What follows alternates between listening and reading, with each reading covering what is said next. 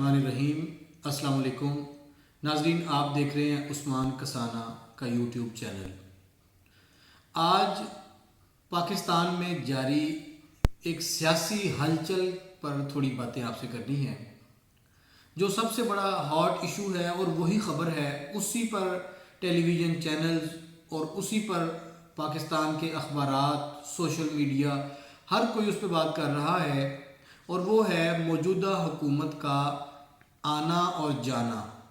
ये जो आनियाँ जानियाँ हैं हुकूमत और अपोजिशन की, अपोजिशन वज़ीर आज़म के ख़िलाफ़ तहरीक अदम एतमाद की तैयारियाँ कर रही है।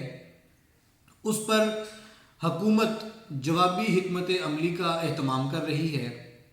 इस सारी जो सूरत हाल है, इसमें जो चांदी लगी हुई है, जो जिसे हम कह सकते हैं कि जिनकी पांचों घी में हैं, वो छोटे सियासी ग्रुप्स हैं, वो छोटे छोटे धड़े हैं। आपने देखा होगा कि पिछले चंद दिनों में बहुत से ऐसे नए ग्रुप्स तश्कील दिए गए, नए लोग सामने आए, 4-4, 5-5 मेंबरान असम्बली मिलकर बैठे, उन्होंने अपना अपना ग्रुप तश्कील दिया और वो अपनी ताकत सामने करने के लिए अपने चेहरे सामने लेकर आए हैं।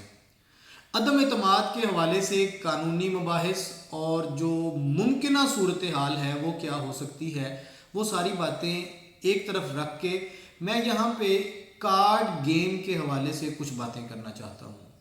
सबसे पहले तो मैं अपनी एक कम मायगी का, कम इल्मी का एतराफ़ करता हूँ। गुज़िश्ता रोज़ मुझे लाहौर के एक बड़े मारूफ जो क्लब है उसमें जाने का मौका मिला। मैं इतना सोच के ये लफ्ज़ इसलिए बोल रहा हूँ कि क्लब की जो सूरत हाल है, क्लब का जो वर्ड है, इस लफ्ज़ के अंदर बहुत कुछ पिन्हा है। मुझे एक ख़ास मकसद के लिए वहाँ जाना था, और जब वहाँ पहुँचा तो मुझे ये मालूम हुआ कि ये सामने आपके बाएं तरफ कार्ड रूम है। आप यकीन कीजिए, कार्ड रूम का बाहर लगा हुआ नमूना और वहाँ लिखा हुआ कार्ड रूम पढ़कर फ़ौरन मेरा ध्यान पाकिस्तान की जारी सियासी सूरत हाल की तरफ गया, और मैं इस कोशिश में था कि मुझे यहाँ से कुछ इन्फॉर्मेशन मिले कि यहाँ कौन सी कार्ड गेम हो रही है। तो मुझे फिर बताया गया कि यहाँ कार्ड खेले जाते हैं। कार्ड गेम का मकसद और कार्ड गेम का मतलब दरअसल जिसे हम कह सकते हैं जुआ है, और वो वहाँ पर कुछ लोग बैठे थे, अपने अपने कार्ड खेल रहे थे। खैर, मैंने बहुत सी मालूमात वहाँ से हासिल की, लेकिन जो बात मैं आपसे शेयर करना चाहता हूँ कि हमारे मुल्क के वज़ीर आज़म जो बड़े नामी गिरामी खिलाड़ी भी हैं, वो भी अपने कार्ड्स के हवाले से हर रोज़ एक आध बयान दाग देते हैं, और आज भी उन्होंने ये बताया है कि मैंने तमाम कार्ड्स शो नहीं किए। सरप्राइज़ कार्ड, एक अहम तरीन कार्ड मैं अदम एतमाद से ऐन पहले खेलूँगा और उसको उस वक्त शो करूँगा। ट्रंप कार्ड की इस्तिलाह भी इस्तेमाल की गई है।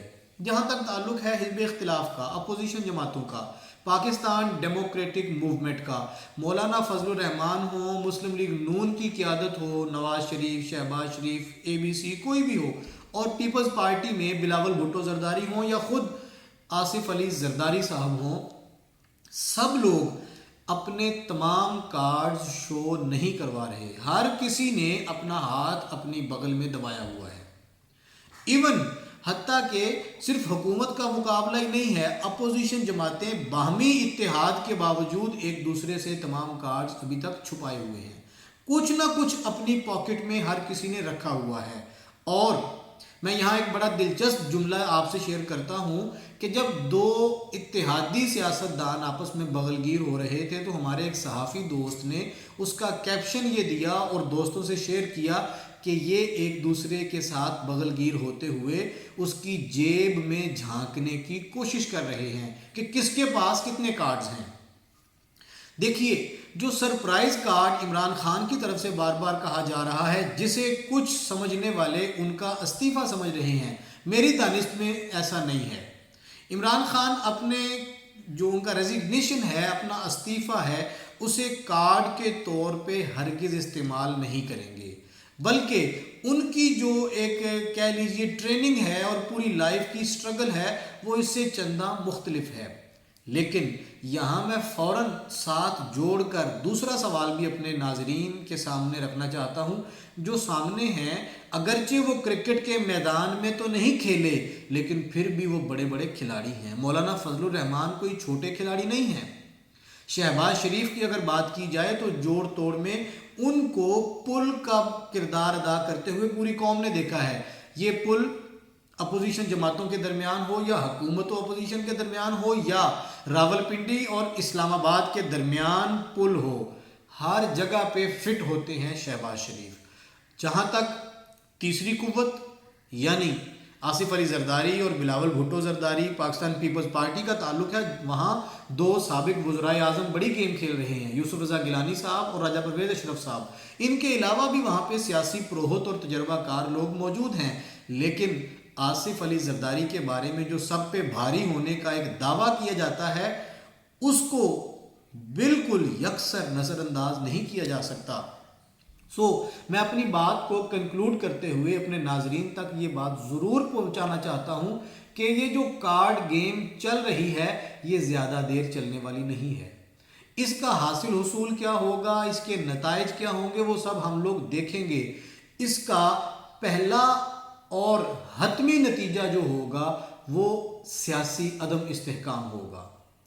خاص طور پہ میں یہاں اپنے ملک کی قومی سلامتی کے اداروں کے حوالے سے بات کرنا چاہتا ہوں، ان کی آنکھیں تو بند نہیں ہیں، اور سب سے زیادہ بیدار اور چوکس اور جسے ہم کہہ سکتے ہیں سب سے زیادہ مستعد وہی لوگ ہیں، وہ چاروں طرف دیکھ رہے ہیں۔ ایسے میں ہر کسی کی عزت اس کے اپنے ہاتھ میں ہوتی ہے، اس جملے کا وزن بھی بڑھتا جا رہا ہے۔ سیاستدان اگر ایک دوسرے پر الزامات لگاتے لگاتے ننگی گالیوں پر اتر آئے ہیں تو اس قوم کا کیا قصور ہے، اس قوم کی نوجوان نسل کا کیا قصور ہے جو اپنے سیاسی لیڈروں کی بد زبانی سن سن کر ان کے دماغ معوف ہوتے جا رہے ہیں۔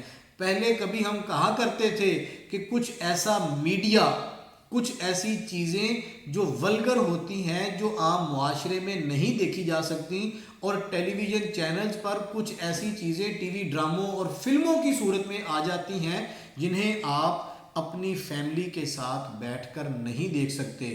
میں یہاں بالکل کیٹاگوریکلی واضح یہ بات آپ کے سامنے رکھنا چاہتا ہوں کہ آج صورتحال اس نوبت کو پہنچ چکی ہے کہ ہم سیاسی زعماء کی تقریریں اور ان کی میڈیا ٹاکس اپنے بچوں کے ساتھ بیٹھ کر سکرین پہ نہیں دیکھ سکتے۔ فوراً آپ کو چینل چینج کرنا پڑتا ہے یا موبائل کو سکرول کر کے آگے جانا پڑتا ہے۔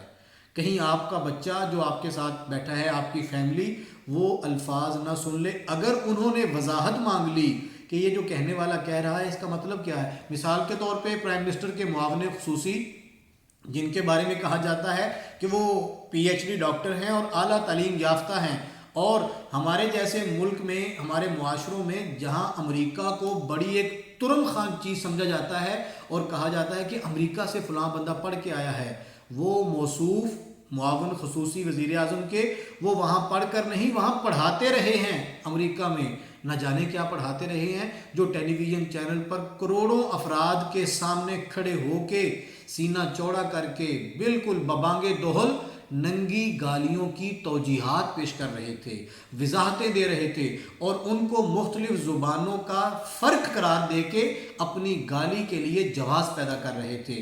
ناظرین، یہ جو کارڈ گیم ہے، یہ کارڈ کہیں ایسا نہ ہو کہ اچانک سے تمام کارڈز ہمارے ہاتھوں سے گر جائیں یا ہمارے ہاتھوں سے غائب ہو جائیں اور پھر ہم تکتے رہ جائیں، اتنی مہلت بھی نہ ملے کہ ہم ہاتھ مل سکیں۔ یہ جملہ تو آپ احباب نے سن رکھا ہوگا نا کہ ہاتھ ملتے رہ جائیں گے۔ میں سمجھتا ہوں جس نہج پہ ہمارا سیاسی ماحول چل پڑا ہے، یہ کارڈ گرنے کے بعد، کارڈ شو ہونے کے بعد ہم ہاتھ ملنے کے قابل بھی نہیں رہیں گے، اتنا وقت بھی نہیں ملے گا، ابھی بھی سنبھلنے کے لیے کچھ مہلت ہے۔ یہ انتہائی خواہش رکھنے والے وہ جو لوگ ہیں جو جمہوری طاقتوں پر، جمہوری عمل پہ یقین رکھتے ہیں، وہ اس وقت تذبذب میں ہیں۔ وہ دائیں اور بائیں کھڑے ہونے کے بجائے وہ بالکل اپنے سامنے توجہ کر رہے ہیں کہ ہمارے ملک کی بقا، استحکام اور آنے والی نسلوں کے لیے ترقی، وہ تمام راہیں सवालिया निशान के सामने बंद कर दी गई हैं। आगे सवालिया निशान आ जाता है कि हम किस तरफ जा रहे हैं। ये कार्ड गेम बिल्कुल 1-2 दिन में वाज़े होने वाली है, और ये बात बिल्कुल मैं दोबारा से दोहरा देता हूँ कि ऐसे कार्ड्स किसी के पास नहीं हैं कि जिनके बारे में कहा जा सके जब वो कार्ड खेलेगा तो बाकी तमाम लोगों को मात दे दी जाएगी। अब हम उस नहज से ज़रा, उस कदम से ज़रा आगे जा चुके हैं। हर किसी को अपने कार्ड, अपने पत्ते सोच समझ कर खेलने हैं।